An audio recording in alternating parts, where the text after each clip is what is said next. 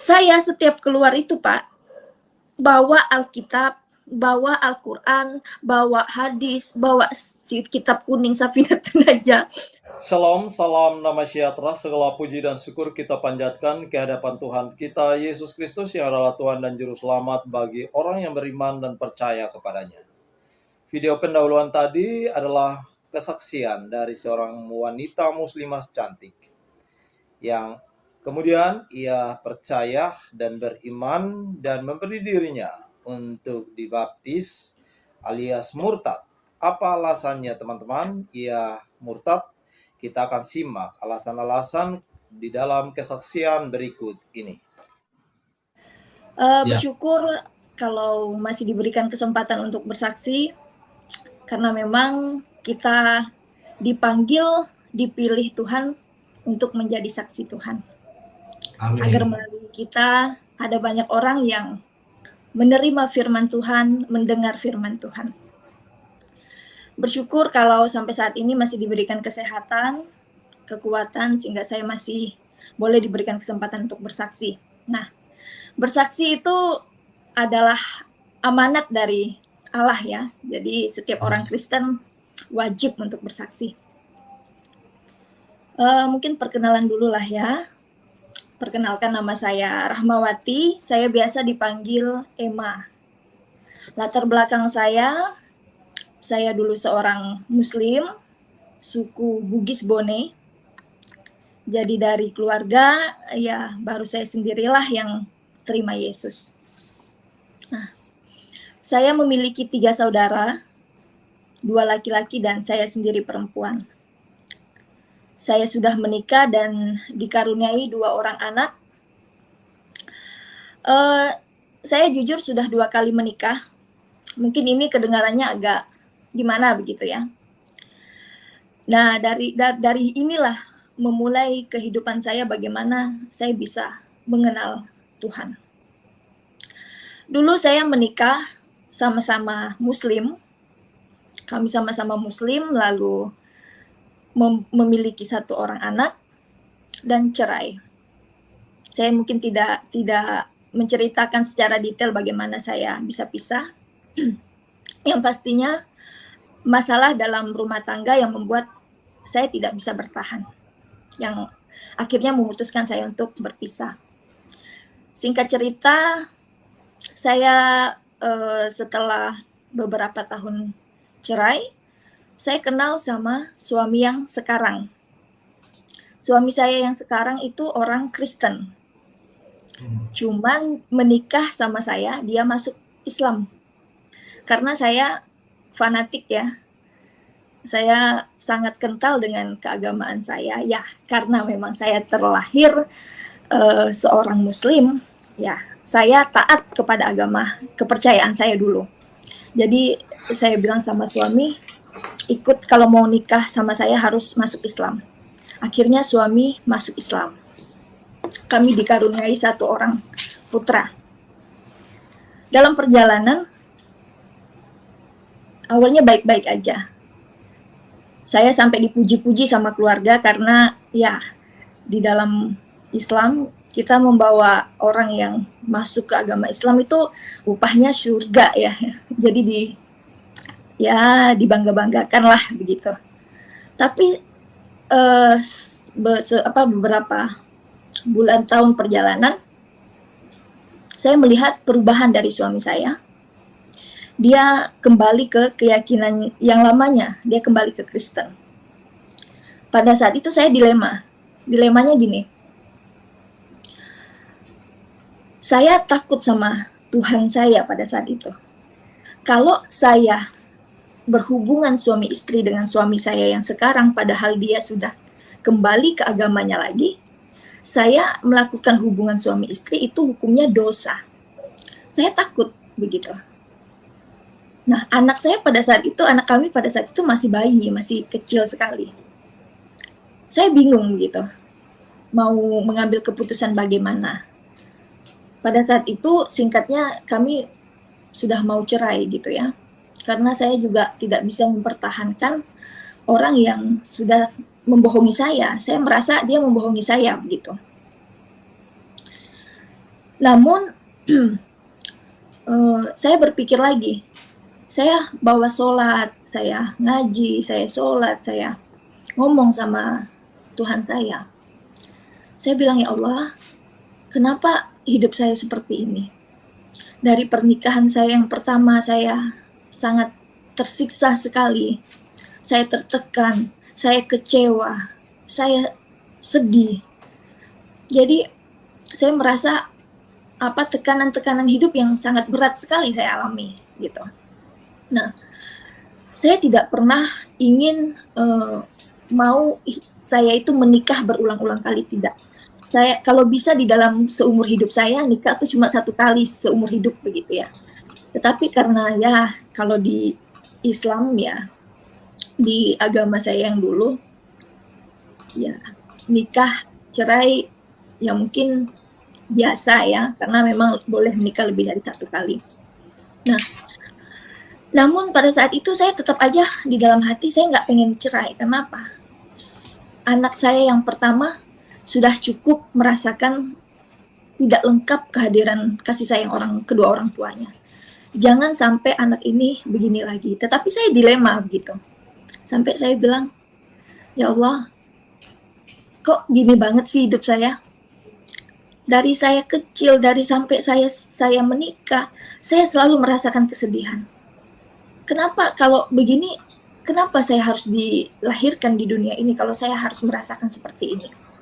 Pada saat itu, waktu saya mendapatkan tekanan-tekanan hidup, saya melakukan kehidupan yang jauh daripada Tuhan. Saya melakukan kehidupan yang penuh dengan dosa. Saya tidak membalas orang-orang yang menyakiti saya, tetapi saya melampiaskan itu dengan kehidupan yang menghancurkan diri saya pribadi, gitu. Lalu pada saat itu, saya sudah mulai pisah rumah dengan suami, kami sudah mau cerai. Namun pada saat itu saya dilema bagaimana, apakah saya harus cerai, tapi kalau saya cerai bagaimana anak ini, begitu ya. Saya menangis setiap malam, menangis dengan tekanan-tekanan hidup yang saya alami. Lalu saya sholat, saya berdoa. Saya bersaksi, saya tekankan sekali lagi, saya tidak menjelek-jelekkan agama saya yang sebelumnya, tetapi saya bersaksi real, nyata yang saya rasakan dalam kehidupan saya, yang saya rasakan, ini yang saya saksikan, begitu.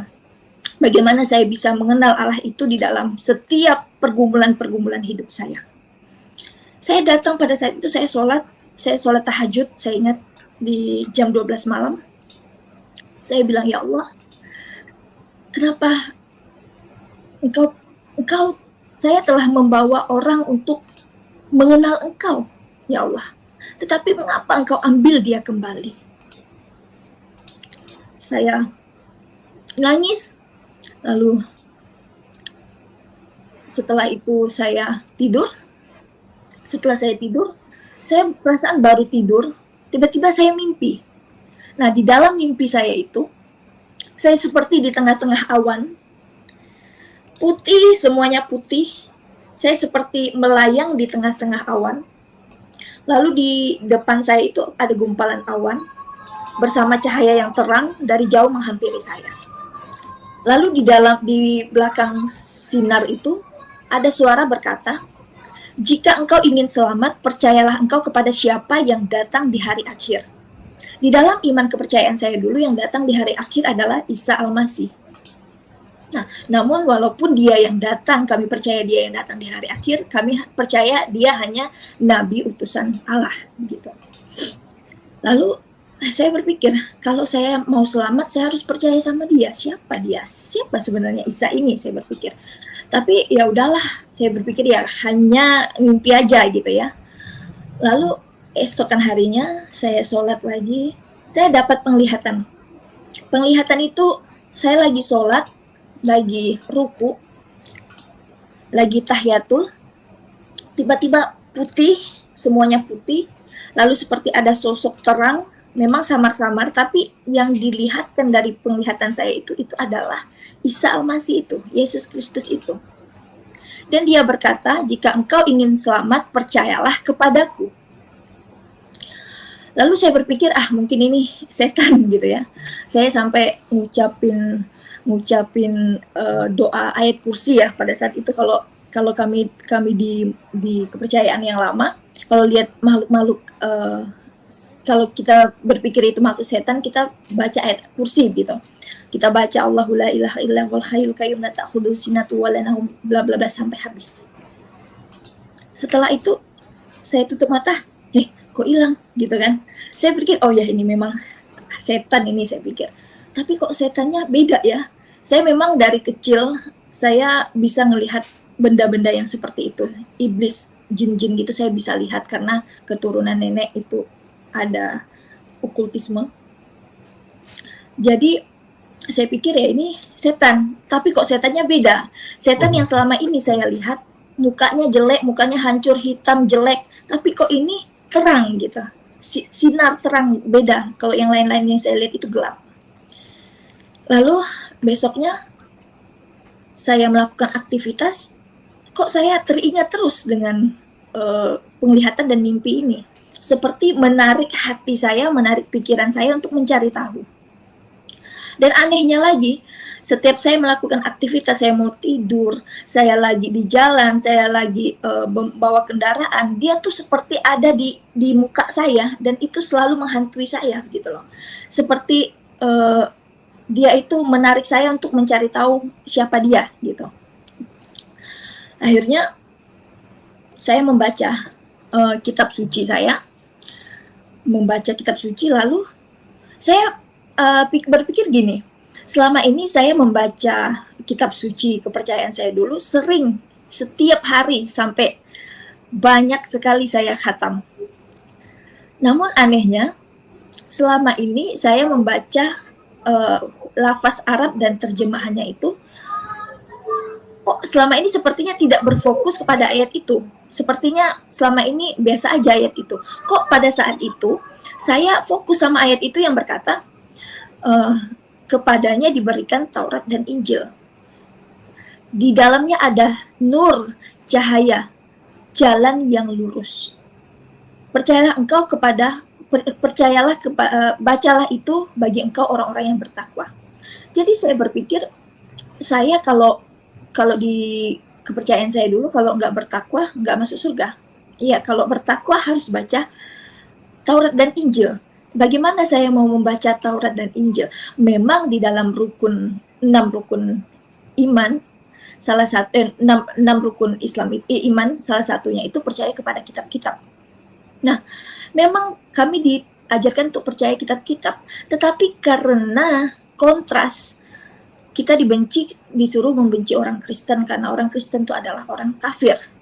Nah, bagaimana kita membaca Taurat dan Injil, dan sedangkan kita percaya bahwa Taurat dan Injil itu kitabnya orang Kristen gitu. Jadi sangat bertolak belakang. Nah, tapi pada saat itu saya seperti ditarik hati saya untuk ingin membaca Taurat dan Injil itu. Saya memberanikan diri untuk membaca Taurat dan Injil. Saya membeli. Singkat cerita, saya membeli, saya cari, saya searching di Google tempat di mana membeli Alkitab. Awalnya saya salah beli, akhirnya habis itu saya cari tahu, saya dapat. Nah, sebelum saya memilih untuk apa yang saya pilih, saya cari tahu. Saya belajar Alkitab, saya belajar sejarah. Sejarah kekristenan itu ada 2, Katolik dan Protestan. Nah, situ saya belajar sejarah-sejarahnya.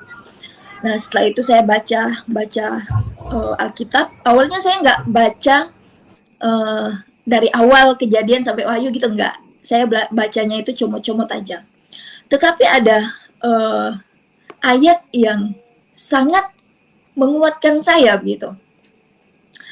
Di Petrus, bagaimana Tuhan Yesus itu memikul dosa-dosa kita di kayu salib, yang oleh salibnya dosa manusia itu, sakit penyakit manusia itu ditanggungnya. Wow, itu luar biasa. Dan saya nggak pernah mendapatkan ayat-ayat yang sistematis seperti itu, yang tegas seperti itu.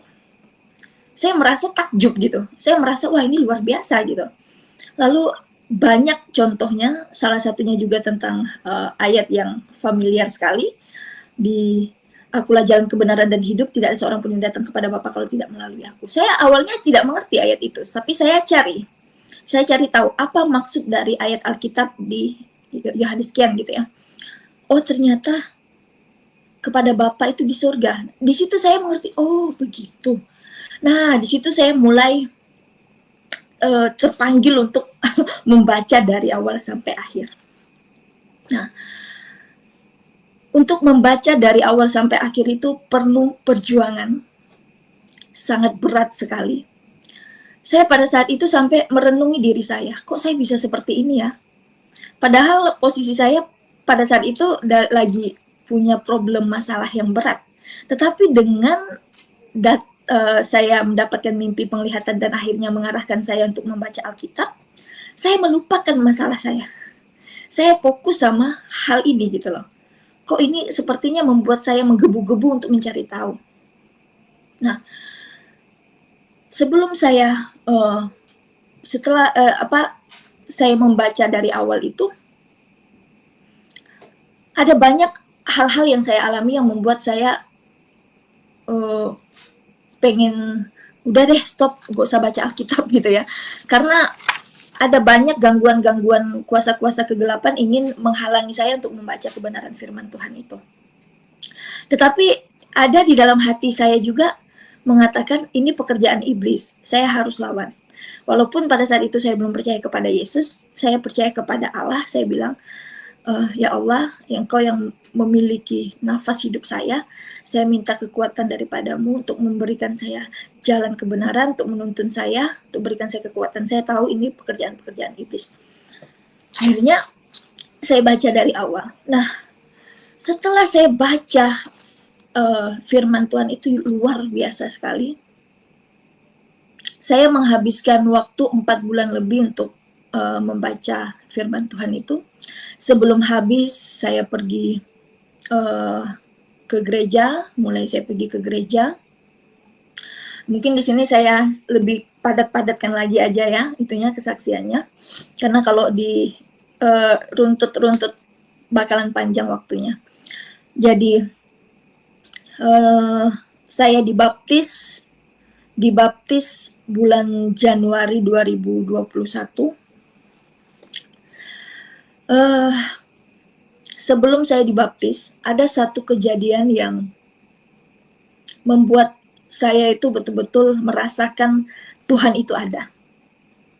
Jadi 2020 bulan 12 itu saya pergi ke acara nikahan abang saya. Jadi dari tempat kediaman saya sekarang itu sekitar 6 jam. Nah, sebelum berangkat, saya pada saat itu memang belum terima Yesus, tapi saya sudah mulai berdoa di dalam nama Yesus ya. Dan pada saat itu juga saya dan suami mulai kembali ya. Nah, sebelum berangkat saya berdoa, saya tutup mata, saya berdoa dalam nama Yesus, tapi saya mendapatkan penglihatan di mana mobil yang kami kendarai itu di jalan, di pertengahan jalan muter 3 kali. Saya merasakan kami mengalami kecelakaan. Saya nggak ada ngomong sama siapa-siapa. Di perjalanan saya cuma bilang sama suami, di mobil itu ada saya, mama saya, adik saya, calon istri adik saya, anak saya 2 sama babysitter 1. Nah, di perjalanan suami itu nyetir mobil itu ngebut sekali. Pokoknya dia punya gas itu habis full. Bayangin di perjalanan gas full, lagi motong, ban mobil belakang meletus. Mobil yang tadinya aduh, udah begini. Di jalan itu memang pas kami motong mobil itu stop, orang di depan nggak ada, kosong. Ini mobil udah hilang kendali, benar-benar udah tinggal besinya itu bunyinya, aduh nggak bisa kebayang. mobil itu udah nggak bisa, setirnya udah nggak bisa dikendalikan lagi, udah nggak bisa dipegang. Suami cuma pegang jok mobil, kami semua pegang sini. Anak saya pada saat itu masih kecil, umur 1 tahun lebih, saya pegang gini. Umur 2 tahun lebih, saya pegang gini. Saya hanya mengingat apa yang sebelumnya terjadi. Waktu saya berdoa, saya melihat penglihatan ini dan itu benar-benar terjadi. Saya bingung, lalu saya bilang, Tuhan Yesus, kalau memang Engkau Tuhan, Engkau Allah, tolong selamatkan kami dari kecelakaan ini. Dalam nama Yesus, dalam nama Yesus, dalam nama Yesus, saya bilang. Tiba-tiba mobil yang tadinya sudah begini, sudah mau nyium aspal, bisa langsung berhenti, langsung stop. Yang itu sangat-sangat tidak mungkin, sangat mustahil sekali. Kalau kejadian Vanessa, artis itu yang masih ada yang hidup, kalau kami tidak akan mungkin, kalau itu bukan pekerjaan Tuhan, bukan Tuhan yang menolong, kami semua bakalan mati. Mobil dah nggak tahu hancur bagaimana. Bisa-bisanya mobil itu stop, ban kanan, kiri, depan, belakang, nggak ada yang miring, semuanya stop. Sampai suami kami keluar dari mobil, orang-orang datang, sampai orang bilang, waduh Bapak hebat sekali bawa mobilnya. Padahal kami tidak ada sama sekali, sudah tidak ada yang bisa mengendalikan setir itu. Di situ saya melihat bahwa ada kuasa Allah yang menolong kami, dan saya di situ mulai percaya bahwa Yesus adalah Allah. Dan mulai di situ saya minta untuk dibaptis. Tetapi karena bulan 12 2020 itu sudah lewat masa untuk dibaptis, waktunya jadi dijadwalkan di Januari 2021 gitu. Nah, firman Tuhan di dalam Alkitab itu sangat berotoritas, sangat berkuasa bagi siapa yang percaya penuh dengan firman Tuhan itu. Setelah saya membaca firman Tuhan itu, ada banyak firman-firman yang menginsafi kehidupan saya. Saya setiap membaca firman Tuhan, seperti menampar kehidupan saya. Aduh Tuhan, inilah kehidupanku. Jauh dari kebenaran. Oh, ternyata setelah saya membaca kebenaran firman Tuhan itu, ada kuasa yang menggerakkan hati saya, yang membukakan mata hati pikiran saya, yang terasa selama ini itu tertutup dengan kuasa kegelapan.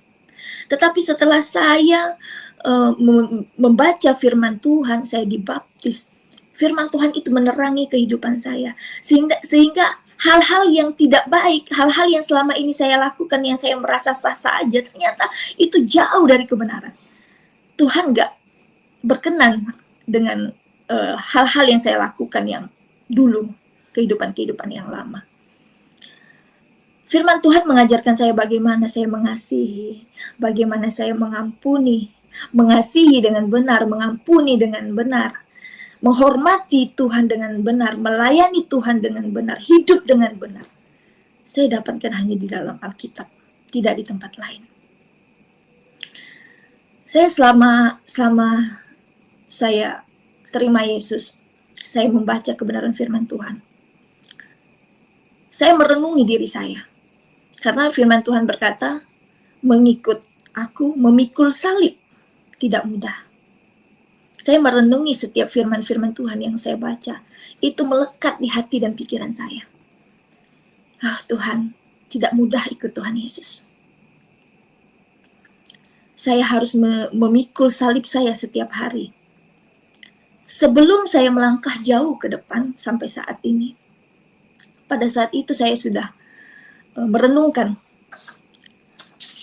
Saat saya mengikut Yesus, mungkin saya akan ditinggalkan anak-anak saya, dipisahkan jauh dari anak-anak saya. Mungkin saat saya lagi senang-senangnya sama Tuhan, saya diberikan pencobaan yang mungkin pencobaan itu bisa membuat saya tidak percaya lagi sama Tuhan. Mungkin lagi saya senang-senang sama Tuhan, saya diberikan pencobaan, saya diberikan ujian. Mungkin saja ke depan, suami saya bisa meninggalkan saya, suami saya bisa mengkhianati saya, orang tua saya membenci saya, sahabat-sahabat saya mengkhianati saya. Banyak kehidupan yang membuat saya mengalami kepahitan yang lebih dari sebelum saya mengenal Tuhan Yesus. Tapi saya mau katakan, Tuhan, saya siap. Karena apapun yang akan saya alami dalam hidup saya tahu Tuhan ada bersama saya.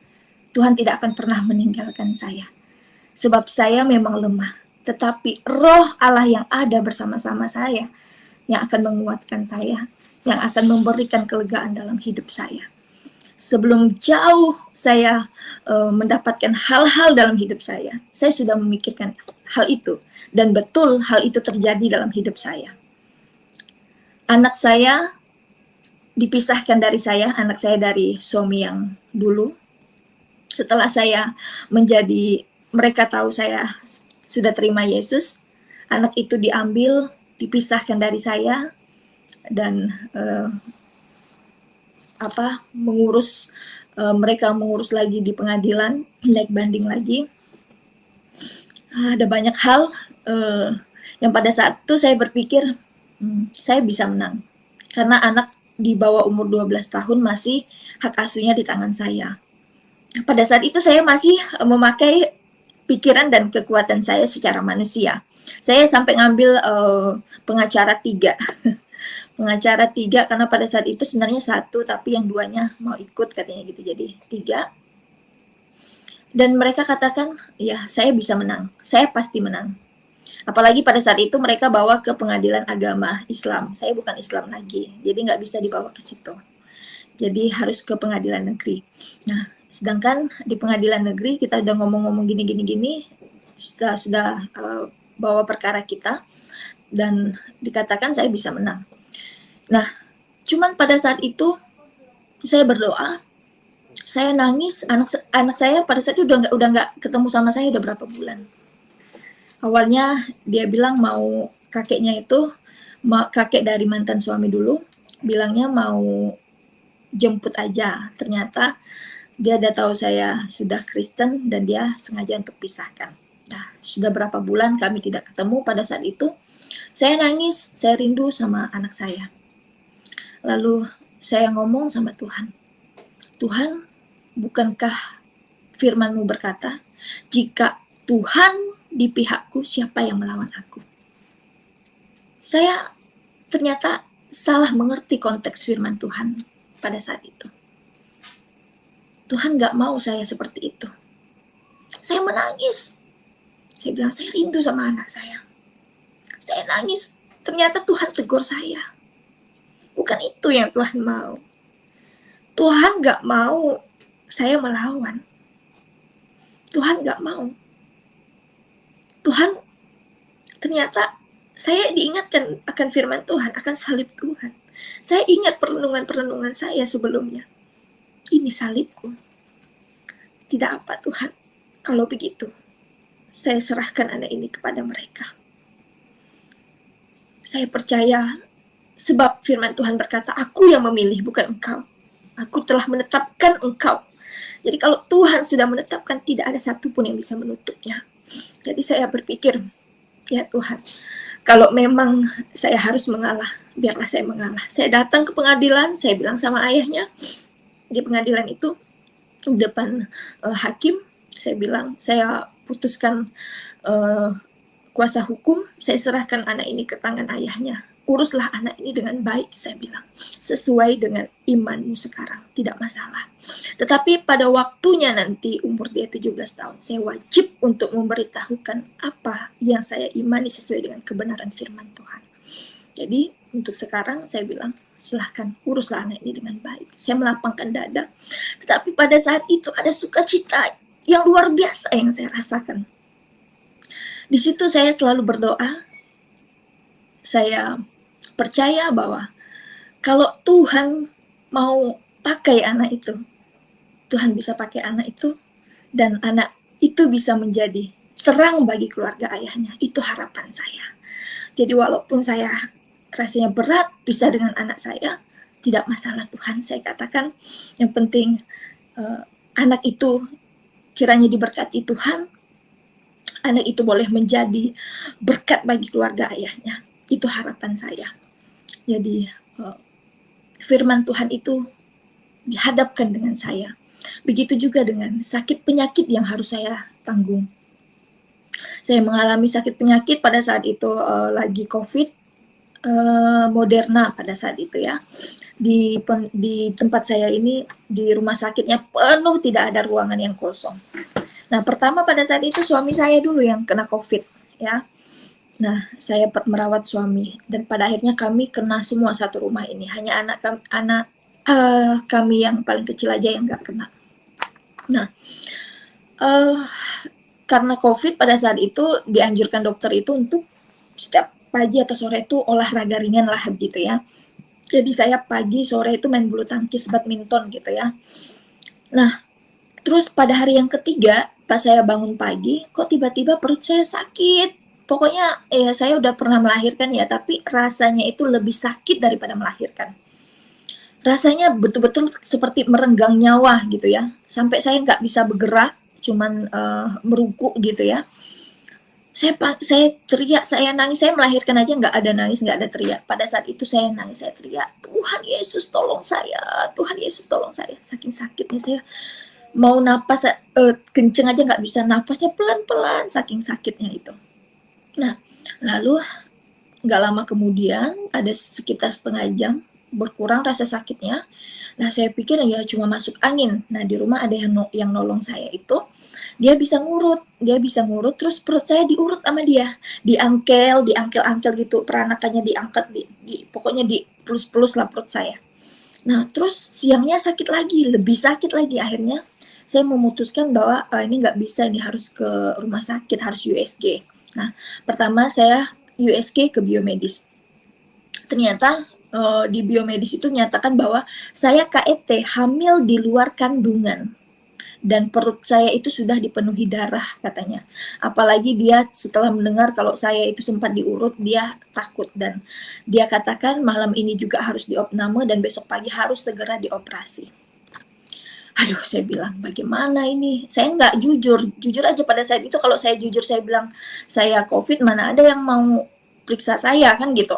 Akhirnya saya pergi lagi ke rumah sakit lainnya, rumah sakit besar. Dan dokter penyakit spesialis kandungan juga berkata bahwa saya hamil di luar kandungan dan harus segera dioperasi. Nah, setelah saya jujur sama dokternya, tidak ada dokter yang mau menangani pasien yang lagi COVID. Semua rumah sakit yang bisa operasi di tempat saya ini, kami pergi, kami kunjungi, tidak ada satupun yang mau terima. Mereka katakan, berdua, saya ini hamil di luar kandungan dan harus segera dioperasi besok pagi. Kalau tidak, saya bisa lewat, saya bisa mati. Lalu yang kedua, nggak ada yang mau operasi karena pada saat itu saya juga lagi COVID, nggak ada dokter yang mau terima pasien yang lagi COVID dioperasi. Bayangin, saya pada saat itu udah benar-benar udah lemes sekali, udah sakit. Di perjalanan saya cuma berdoa. Nafas saya sudah istilahnya kalau HP itu tinggal satu balok lagi aja baterainya. Ini saya punya telinga tuh berdesing. Saya pikir, wah gini cara saya mau mati gitu ya. Walaupun pada saat itu saya nggak takut lagi mati ya, karena saya sudah hidup di dalam Kristus, ya mati itu bukan lagi hal yang sulit bagi saya, karena saya bakal ketemu Tuhan gitu ya. Nah, namun di dalam hati saya berpikir begini, Tuhan saya nggak takut mati. Sebab kalau saya mati, saya percaya Engkau menyambut saya. Tapi kalau memang Tuhan masih mengizinkan saya untuk hidup, masih ada keluarga saya Tuhan yang belum terima Yesus. Masih ada banyak orang yang belum mendengar firman Tuhan yang benar. Maka kalau Tuhan mau pakai saya, selamatkan saya, tunjuk satu dokter aja yang mau tangani saya. Akhirnya pada saat itu saya chat teman-teman yang kerja di rumah sakit, dan saya udah hampir putus asa, sudah mau pulang ke rumah. Ada satu teman yang telepon, dia bilang, Kak, puji Tuhan ada satu dokter yang mau operasi kakak. Wah, rasanya, aduh, saya di situ sudah yakin, percaya bahwa Tuhan buka jalan bagi saya. Nah, akhirnya saya pulang dulu ke rumah, ambil baju, terus ke rumah sakit. Itu sampai di rumah sakit, sampai di UGD saya sudah merasa, aduh udah pokoknya kunang-kunang, udah napas sudah rasanya nggak ada lagi. Saya dipasangkan infus kanan kiri, oksigen, dan pada saat itu sudah mau dilarikan ke ruangan ICU. Nah, saya masih dengar samar-samar, lalu saya berdoa, saya nyanyikan pujian. Dalam nama Yesus ada kesembuhan, dalam nama Yesus ada mujizat. Saya bilang, Tuhan, jangan biarkan sakit penyakit ini menyiksa tubuh saya. Bukankah Engkau telah menanggung sakit penyakitku di dalam tubuhmu di kayu salib? Jangan biarkan sakit ini menyiksa saya tidak mampu, Tuhan. Lalu tiba-tiba seperti saya melihat terang lagi, terang, saya melihat seperti ada Tuhan di situ. Saya melihat ada Dia di situ. Ada sosok terang di situ. Dan Dia memberikan kekuatan kepada saya, seperti ada kekuatan yang masuk dari ujung kepala sampai ujung kaki saya, seperti ada darah yang mengalir dingin gitu. Dan saya merasakan nafas saya langsung normal, saya merasakan tubuh saya yang sakit terasa normal seperti orang nggak sakit. Saya langsung minta buka oksigen, lalu saya bilang saya sudah enakan gitu. Terus mereka periksa-periksa lagi, ternyata tekanan darah saya semua normal gitu. Nah, akhirnya saya dipindahkan ke ruangan biasa. Nah, saya dijadwalkan besok paginya operasi. Nah, sepanjang malam saya tidak merasakan sakit apa-apa. Nah, karena COVID pada saat itu yang boleh jaga hanya perawat. Jadi perawat itu ngomong sama dokter sepanjang malam itu. Lalu besok paginya saya udah puasa nih, sudah puasa siap-siap untuk dioperasi.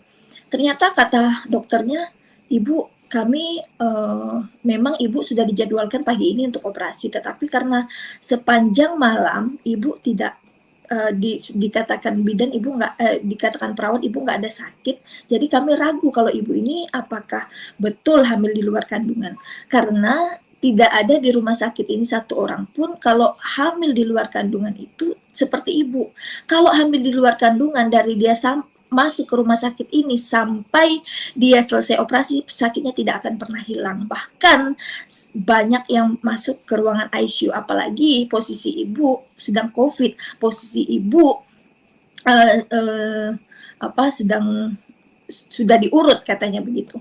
Nah, akhirnya bagaimana dok? Saya bilang, dokternya bilang Ibu harus mengambil satu tindakan lagi namanya 12 fungsi. Nah, dilakukanlah 12 fungsi itu. Kalau keluar darah katanya berarti Ibu memang hamil di luar kandungan. Ternyata memang keluar darah dan saya memang harus dioperasi. Nah, sebelum saya tarik dulu ke belakang, sebelum saya dioperasi memang saya sudah mengalami sakit penyakit juga, namanya kelenjar getah bening. Sudah biopsi juga pada saat itu, memang kanker kelenjar getah bening ya. Tapi ya kompleks lah pada saat itu ya. Dan saya merasa mungkin ya hidup saya nggak lama lagi begitu ya. Ada banyak hal yang saya rasakan, ada banyak hal yang dokter bicarakan kepada saya yang secara manusia pasti down ya. Apalagi intimidasi yang iblis yang membuat gak lama lagi nih hidup saya gitu. Nah, tetapi saya kembali lagi kepada keyakinan saya bahwa kalau Tuhan sudah selamatkan saya sampai di titik ini, Tuhan pasti masih mau memberikan saya hidup, mau memberikan saya kesempatan untuk saya bertobat, untuk saya melakukan kehendak Tuhan di dunia ini, untuk saya menebus setiap kesalahan-kesalahan saya, untuk melakukan apa yang boleh saya lakukan untuk kemuliaan Tuhan. Nah, memang intimidasi iblis itu menyerang setiap kelemahan kita. Pada saat itu, dia menyerang kelemahan saya. Dia mengingatkan dosa-dosa saya, tetapi firman Tuhan sekali lagi menguatkan saya. Jika engkau mengakui dosamu, maka aku, Tuhan berkata, aku adalah setia dan adil. Aku akan mengampuni dosamu dan menyucikan engkau dari segala kejahatan. Di situ membuat saya lemah. Di situ membuat saya kuat dan membuat saya bangkit kembali. Dan akhirnya setiap hari saya katakan, saya tidak sakit, tetapi saya sehat. Saya hidup, saya mau menyatakan firman pekerjaan-pekerjaan Allah yang besar. Saya selalu katakan itu setiap pagi, setiap saya bangun, dan itu yang membuat saya semangat untuk menyerahkan hidup saya melayani Tuhan sampai saat ini. Dari kecil, bagaimana saya hidup, dari sampai saya dihianati, saya sering disakiti, ada banyak kepahitan-kepahitan dalam hidup saya. Saya datang sama Allah saya, Pak. Saya sholat itu, Pak, nggak pernah tinggal, Pak, nggak pernah putus. Yang namanya 1 jam sebelum sholat, Pak, saya selalu membaca Al-Quran dan selalu membaca Yasin. Yasin itu sampai apal, Pak. Saya selalu datang kepada Allah saya berdoa. Tetapi saya tidak merasakan hadiratnya. Saya tidak merasakan damai. Saya tidak merasakan Allah itu ada di hati saya, tidak. Saya bukan menjelek-jelekkan, tetapi ini viewer yang saya rasakan. Kalau ada yang mungkin tidak senang dengan omongan saya mohon maaf. Tetapi ini viewer yang saya rasakan. Tetapi setelah saya mengenal Yesus, yang saya sudah bisa menganggap dia, ya Aba, ya Bapa. Dia itu seperti ada di hati saya, melekat di hati saya. Saya merasakan dia dekat di hati saya, lebih dekat dari urat nadi saya. Dulu saya merasakan saat saya punya masalah, saya datang kepada Allah saya, tetapi saya merasakan setiap saya datang dia menjauh. Itu yang saya rasakan. Tetapi saat ini, setelah saya terima Yesus, saya merasakan saat saya berdoa, saya selalu connect gitu loh. Saya merasakan hadirat dia ada gitu loh. Dia seperti menjawab saya, dia seperti mengelus kepala saya, dia memberikan damai sukacita di dalam hati saya, dia memberikan saya kekuatan sehingga setiap masalah yang saya hadapi, saat saya datang kepadanya, saya berserah, saya menyerahkan setiap problem kehidupan saya kepadanya, tenang, aman. Saya merasakan walaupun belum selesai masalah itu, tetapi saat saya datang menyerahkan kepada Tuhan masalah-masalah hidup saya, masalah pergumulan saya merasakan sudah ada jawaban. Itu yang saya rasakan. Gitu, Bapak. Luar biasa sekali, Ibu. Itu juga yang sering saya dengar dari teman-teman Muslim juga seperti itu. Kalau saya tanyakan ini, mereka selalu menanyakan seperti itu juga, Bu. Cuman yang terus lagi pertanyaan saya, Bu. Ibu kan Iya, Pak. lingkungan ibu gitu. Gimana sekarang ini ketika mereka tahu bahwa Ibu sudah berpindah haluan gitu, teman kerja misalnya atau tetangga gitu. Gimana? Apakah Ibu merasa terintimidasi atau mereka merasa tidak bisa menerima Ibu atau gimana gitu? Posisi Ya. Ibu dalam ya. Di awalnya nggak terima lah, Pak. Ya pastilah, ya kan. Kalau kita ini terlalu banyak mikirin pikiran omongan-omongan orang, ya stres, Pak. Ya kan. Sebenarnya ya tadi saya bilang yang buat stres itu tanggapan kita. Apakah kita mau menerima masukan-masukan dari luar itu membuat kita stres atau tidak? Tidak, itu tergantung dari kita, kan gitu. Kalau saya pada saat itu, karena saya betul-betul waktu lapar haus akan kebenaran firman Tuhan itu benar-benar, Pak, ya. Saya kegiatan di luar, misalnya satu hari ini pergi keluar ketemu klien misalnya gitu ya. Pulang ke rumah, baca lagi Alkitab, baca lagi tentang khotbah-khotbah tentang sejarah-sejarah, bisa sampai jam 1:30 malam sampai jam 2 subuh tuh. Saya tidur satu hari cuma 3 jam. Nanti begitu lagi keluar lagi ada kegiatan sampai rumah, itu lagi yang saya hadapin. Jadi sudah saya betul-betul menyerap ilmu begitu ya, menyerap ilmu.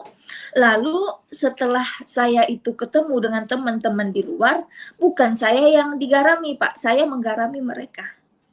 Saya setiap keluar itu, Pak, bawa Alkitab, bawa Al-Quran, bawa hadis, bawa kitab kuning Safinatun Najah. Teman-teman saya itu, kalau kira-kira dia itu betul-betul saya injili dia tidak laporin saya ke polisi, saya injili, Pak. Saya datang ke teman-teman saya itu. Ya, ada yang terima, ada yang enggak, ada yang pergi ikut ke gereja, Pak, beberapa. Pakai jilbab dia ke gereja. Luar biasa, bagus sekali, Bu. Bagus sekali.